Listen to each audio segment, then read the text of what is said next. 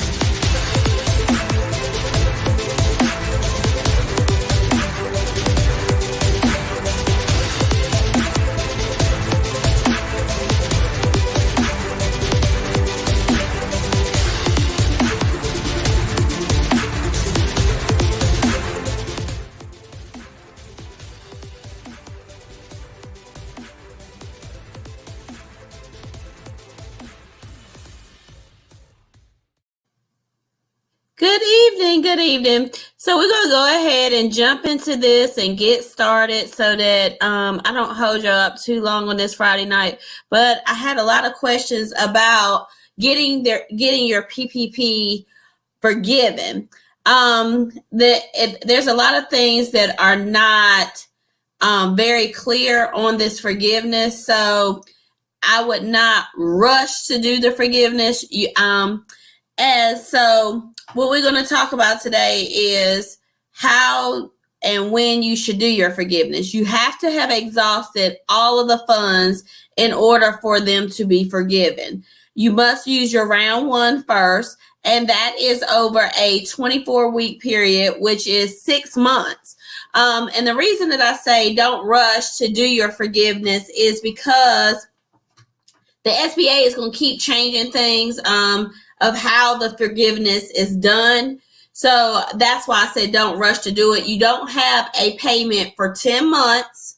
You don't have a payment for 10 months. So you got plenty of time before your first payment is due. Even if your first payment and you're a slacker and you don't get it done by your first payment, you have until you will have to make your payment if you don't do it within that 10-month time frame, but you can still get it forgiven.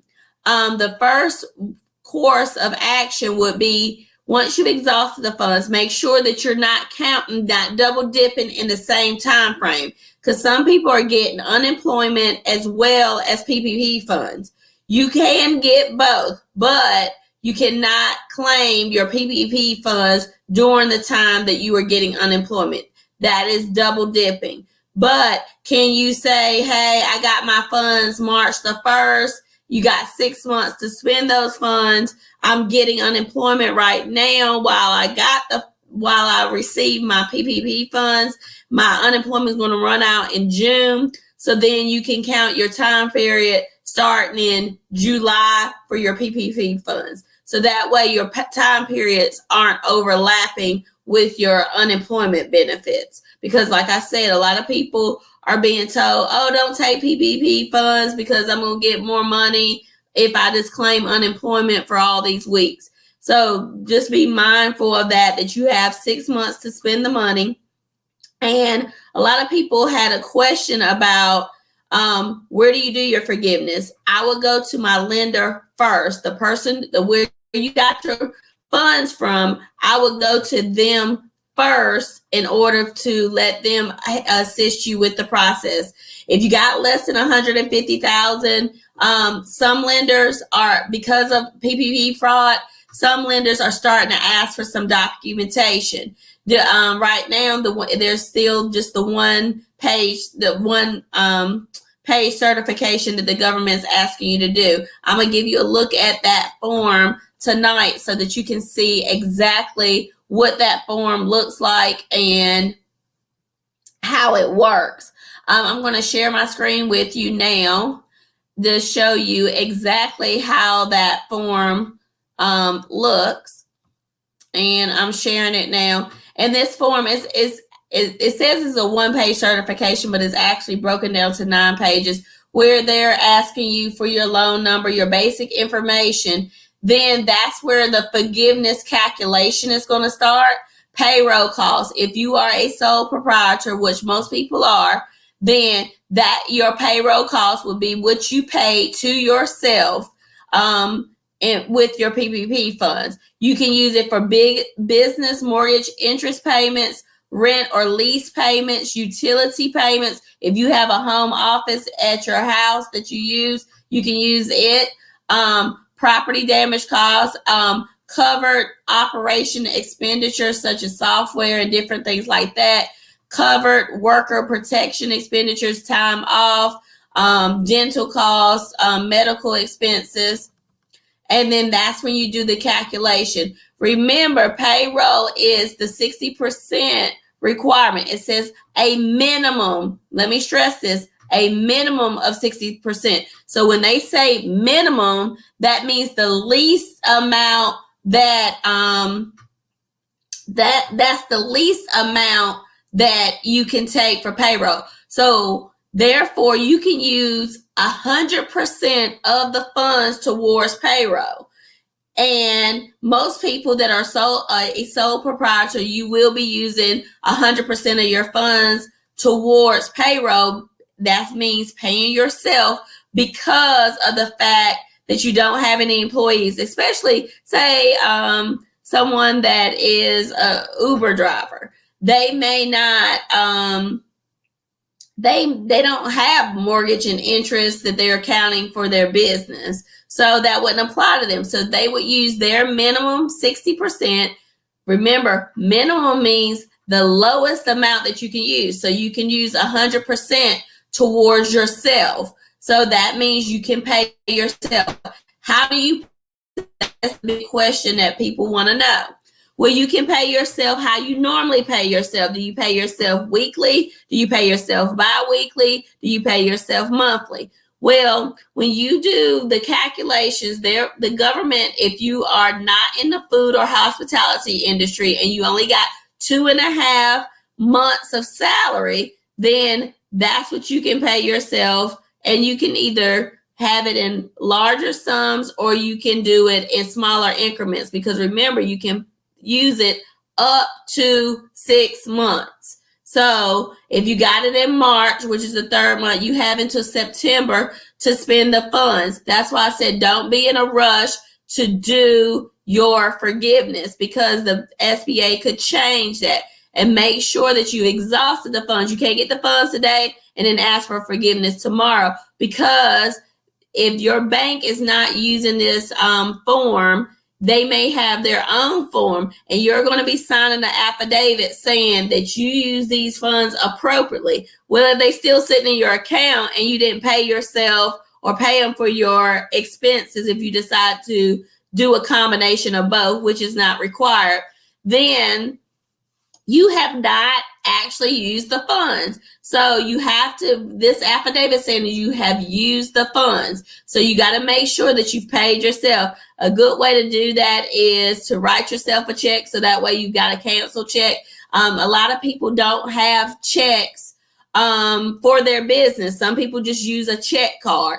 So what you can do is go to the bank, get a certified check, or if you have another bank account, you can transfer the funds. That way you got a paper trail of how you paid yourself. So you can do it in multiple different ways. A lot of banks will even give you what they call a counter check. That's where the bank has a little check that you can fill out right there, and they'll allow you to put this. Already got the routing number and everything, and they allow you to put your business name at the top, and you can write it out to yourself and make it payable to yourself and cash it right there at the bank, or get it certified funds, whatever. That way you've got a paper trail. So I would suggest that you transfer the funds, and then that way it can see where those funds went, that it went to another account that's owned by you, or from your business account to your personal account. And remember, you shouldn't be commingling funds anyway. So you should have a personal account and a business account anyway. So your funds should have went to your business account,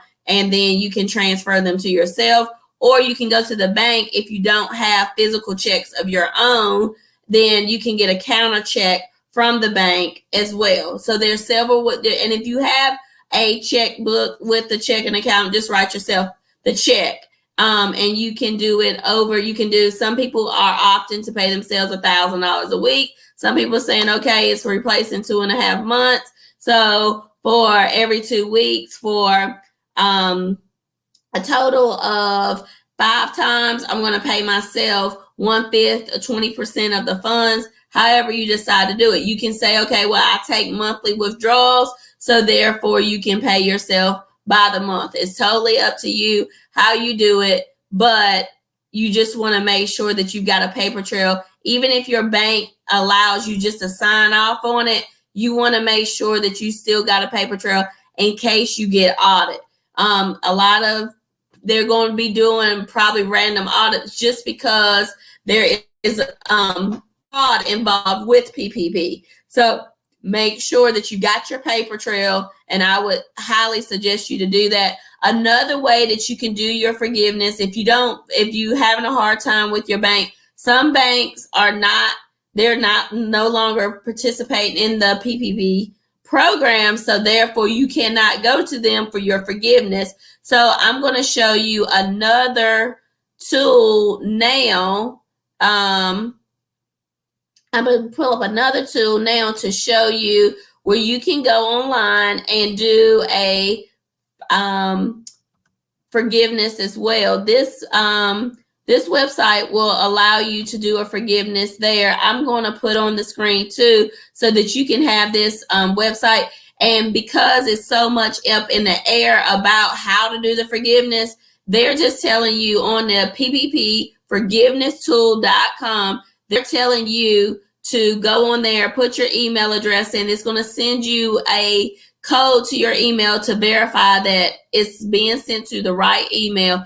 And they're telling you to input as much paperwork, put much of your information in on this tool, and then they are going to actually start processing them when they get more guidance from the SBA. That's why another reason I'm saying don't be in a hurry to do your forgiveness, because this portal right here that's doing forgiveness, they've got it on hold because they're waiting for more direction. So they may simplify the process or they may complicate the process. We really don't know at this point. But like I said, you don't have to be in a rush, but make sure that you've exhausted all the funds, because that's what you're signing off, saying that you have exhausted all the funds. Don't do your round 2 PPP forgiveness until you have exhausted all of the funds as well. And keep your paper trail just in case you get audited. I can't stress that enough to you, but this is another place that you can go if your lender has decided that they don't want anything else to do with the PPP program. Then you can, this program here will, ppforgivenesstool.com will allow you to do it there as well. Now I'm going to go over what you can do as far as the other forgiveness page that tells you what form you will need depending on your situation. So I'm going to pull that up now as well to show you what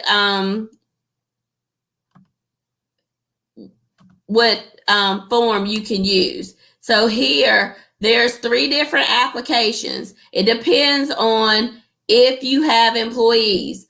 If you are self-employed without any employees, that means you're a sole proprietor, then you can fill out SBA Form 3508EZ. And I'm going to focus more on the SBA 3508EZ form just because most people are independent contractors that are on here. Did not reduce salary or wages by more than 25%. You're not going to reduce your own wages, so that will apply to you. So that means that you can fill out that form. Experience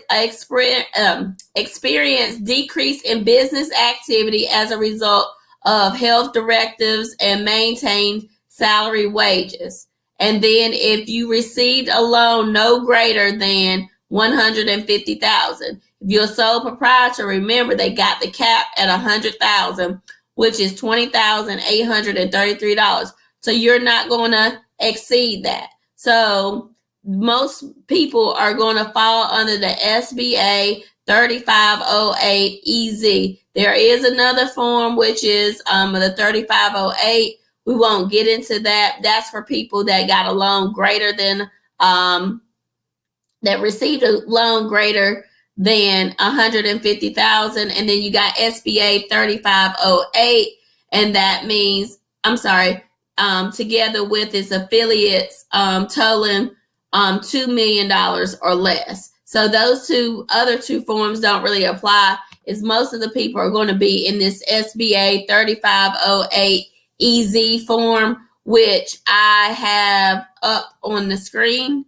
So I would suggest that you could do that as well. So I hope this helps you, gives you a little bit more comfort and ease that and remember that the federal government is not taxing this money. They're not counting it as income. So you don't have to claim it as income. But each state, you need to contact your state Department of Revenue to find out how your state is going to calculate it. But as far as federal taxes, you will not have to pay federal taxes on this money, which is a grand opportunity. So don't be in a hurry to do your forgiveness. I want to keep stressing that.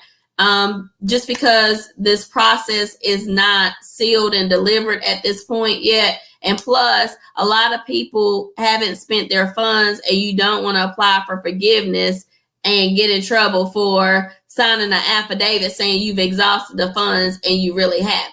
Now, once you pay yourself from one account to another, or you sign that check over to yourself or whatever, you have exhausted the funds, even if you decide to save someone once it's your paycheck. Remember that once it's your paycheck, once you've issued the funds to yourself, then you can, it's like any other paycheck. You can use it for whatever you want, but you just need the documentation to show that you issue the funds to yourself and that you use at least 60% towards payroll, which is to yourself, so that you can get the forgiveness part.